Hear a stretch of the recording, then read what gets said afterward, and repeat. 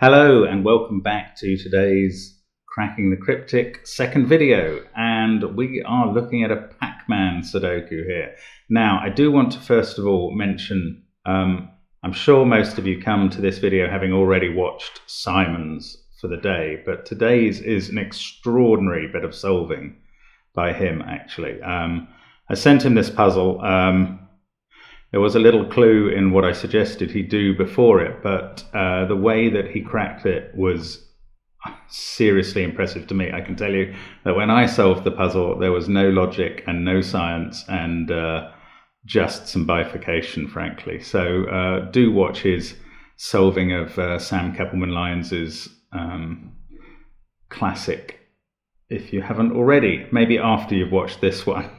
Now, actually, before I start, let's just have a look at the position I got into yesterday, where for some reason I found it extremely difficult to finish off Dennis Parks' Bunny Sudoku from this point, which is painful, as people were swift to point out, and I don't mind them doing that at all. This position was not difficult to resolve, did not need the lengths I had to go to in box 6 to figure it out. It needed me to see this 3 down here in row 8, column 9, pointing at this cell saying 1 or 3 in it. And with that done, the whole thing is simple from that point. It was a lovely puzzle up to that point, and I rather messed up the video by faffing around so badly. Why did I do it? Well, my scanning's quite poor because I suppose I'm human. And we'll probably have something similar today. My logic has been, well, not my logic, but I've kept making odd little errors, like mathematical errors or scanning errors or pencil marking errors. And that may well happen again because there's just no way to rule it out. And do feel free to record your perfect logic solves of these puzzles yourself. It's tough. Anyway. Enough self-immolation and defensiveness. Let's have a look at this Pac-Man Sudoku. Now, this has been sent in by a new setter, which is hinted at by the fact that he calls himself the Novice. So he has thanked RSP from the Discord server, who I think is Resar, for his help in knocking this together. And given Resar's history and his unbelievable thermocouples puzzle, I think you couldn't ask for a better helper or mentor, whatever. And the rule set here, it's relatively simple, but it's a nice little new twist. Normal Sudoku rules apply, clearly. I think we can completely ignore the Pac-Man shape. It's there to, the colouring, I mean. It's there to just demonstrate the shape of the givens.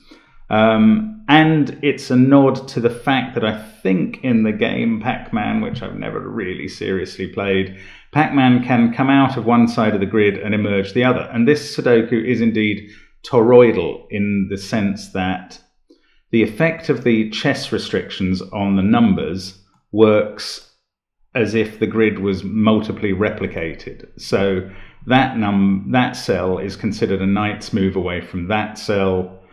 This cell is a king's move away from that cell, which in turn is a knight's move away from that cell, if I've got that right. So it's a toroidal puzzle that kind of goes in at the edges, it comes out. That would be a king's move away again. And now why that matters is because the odd digits obey knight's move constraints and the even digits obey king's move constraints. And I think that's a very neat idea. I didn't even know whether one could put a grid together that does that, let alone toroidally, but clearly the Novice has done it, and this is the resulting puzzle. So with that in mind, do give it a go on the link below the video, and I'm going to try it now. Let's get cracking. So we've got 9s there, I can see them, and that 9, that's ruling out all of those cells in box 1. So 9 can go in there. 6 is in one of those two, and therefore definitely in that cell. Those 6s and that 6 clearly rule out all of these possibilities in box 7. 6, no, look, that's good. 6 is limited to those two in box 2, and therefore must be there in box 3. Now, 6 is a king's move digit, being even, so that's not helping with that. Where's 6 in the central box?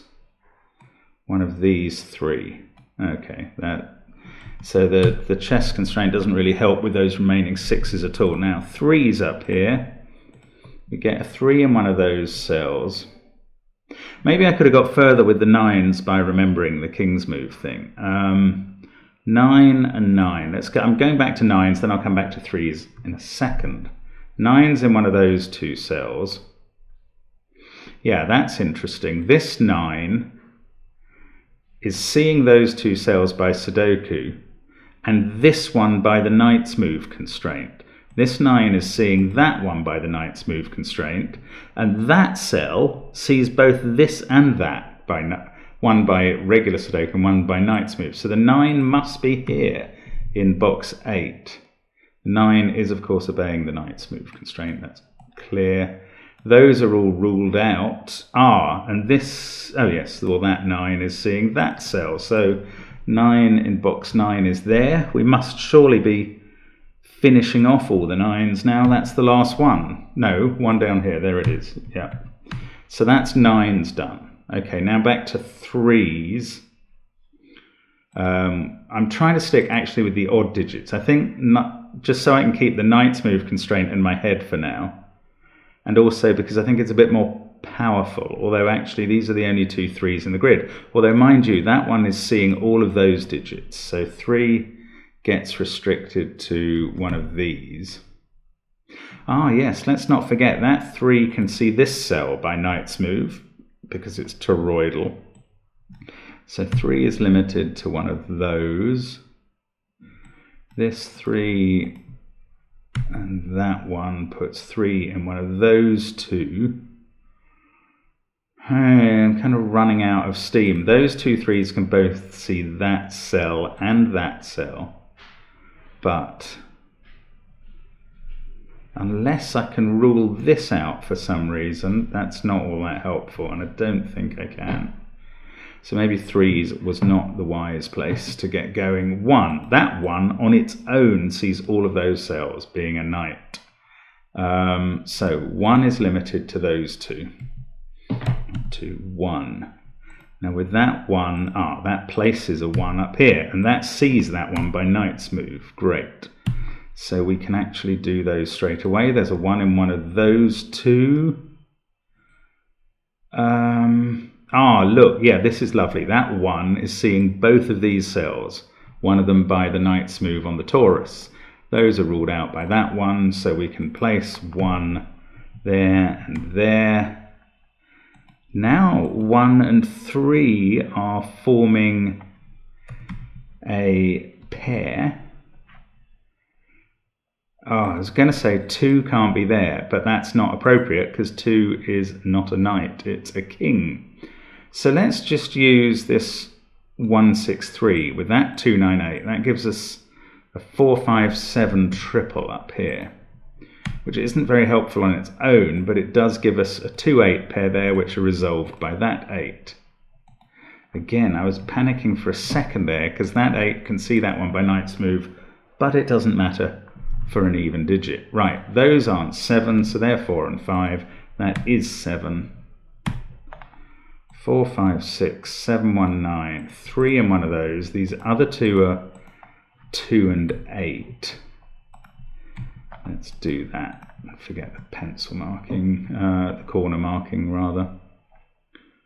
Now, what does that give us in the middle? Now, this 4. Now, I haven't done much with 5s because there's no given 5s. I might come back to that in a bit, but let's have a look at 4s.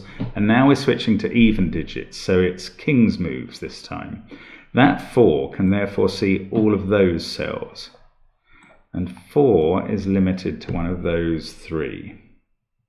It can also see those 2 cells. This isn't proving very helpful, actually. 8. That limits 8 into one of these 2. That means that can't be an 8, whichever... Oh, well, it couldn't anyway. I was going to do a king's move thing, but that's pointless. One of those 3 is an 8. 8 there is in columns 7 and 9. 8 up here is also in columns 7 and 9, so it can't be in columns 7 and 9 there. We can actually fill in the 8 in box 6, and that's probably the end of my achievement. Oh, 8 in one of those two in box 2. Okay, that's ground to a halt as well. 6s, I've done them, haven't I? 2s, there must be a 2 in one of those two. Ah, that's nice, yes. King's, first toroidal king's move I think I've used. 2 cannot be here, so 2 in box 7 must be there. That gives us another 4-5 pair. That might become a theme. So 1 in the central, in the bottom row I mean, has to be here. That gives us 3. It gives us a 3-2 pair here. 1 odd and 1 even. Now 8. One of these is 7. Ah, beautiful. Yes, that one can't be the 7 because by a toroidal knight's move, and 7 is odd, it sees that. So juggling these piece parities in one's head is entertaining. Now 3 in this row. Oh yeah, that 3 ruled out those from being 3. So actually 3 got placed in box 8. We've got 4 and 5 to go in there. Ooh, whichever one that is will determine that cell. Actually, same works for the other two, but that doesn't help me resolve which they are. So this is from 4, 5 and 8, as is that. 1 and 2 have to be here. Ah, 1. That 1. Oh, well, there's 2 1s there. Sorry, that's very straightforward. Keeping on overcomplicating things slightly, I was looking at the knight's move from that 1. Now, one of those is 8. So these are from 2, 4 and 5. What about this column? 3, 4, 8, 1, 9, 6. We've got 2, 5 and 7 to place. 2 is king's move, so that can't be 2 or 7. It's a strange naked single, which is nice. That fixes the 4, 5 there. And that 4 is seeing that's no use to me because that's a knight's move. The 4 is even, which is a king's move. So it places 4 here. Okay, that's nice. That takes 4 out of there. 4, 4. Oh, it doesn't do anything like finishing off all the 4s. Ah, that 5 is looking up through the grid by a knight's move to there. Lovely. So that's 4. 4, I say. We've got a 4-3 pair here. The 3 by a knight's move sees that cell. This is a very clever puzzle. I like the way this constraint works. It's really quite surprising. Now, 7 can't be there. So it's in one of those. Let's just take out the corner marks. 6 is in one of these 2. And also in one of those 3. 5. 5 by the knight's move can't be there. And that means this can only be a 7. That is a way of spotting that naked single. Now, that's not 3. So 3 is over here somewhere. And since 3 is confined to one of those 2 cells in row 3, it can't be here because it's a knight.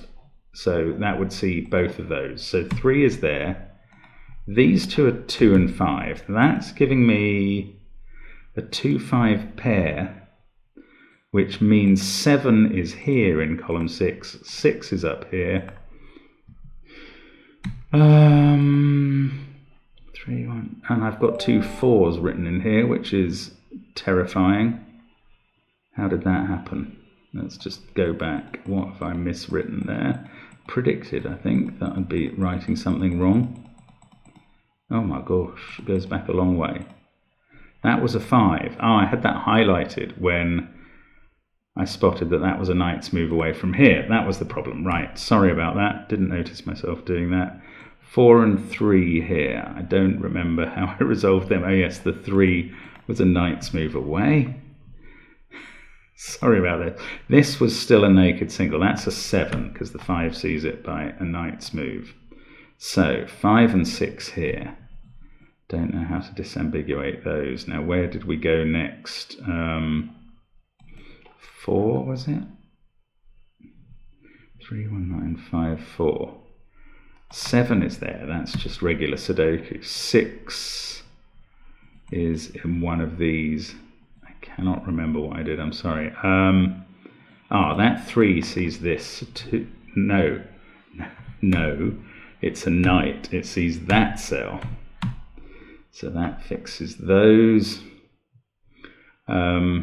This is a 2 to finish the column. Let's not forget some regular Sudoku. Yes, I was working out the 2-5 pairs, wasn't I? So this one... No, this one is seeing a 3 up here. So that's 2 or 5. So is this. That was the point. So we get a 3 here. Actually, that 3 has determined where the 3 up there is anyway, so that would have been a more straightforward way of doing that. Missing 3s down in this box, something I'm good at, obviously. Now, 2-5 pair there, so we've got 6 and 7 to fill in column 6.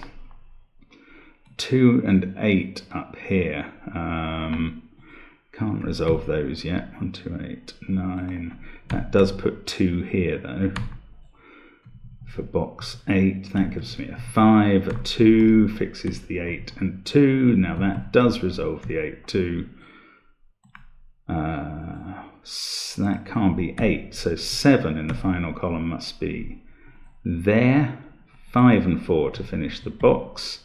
That 4 by King's move sees both of those cells, so we can put 4 in there.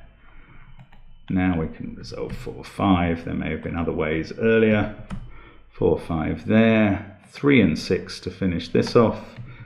Regular Sudoku is the simpler way of doing things now. And that, that is the solution to the Pac-Man chess Sudoku from The Novice, which is a very nice puzzle. Do persevere, because that was entertaining. And I hope you had a go at it at home.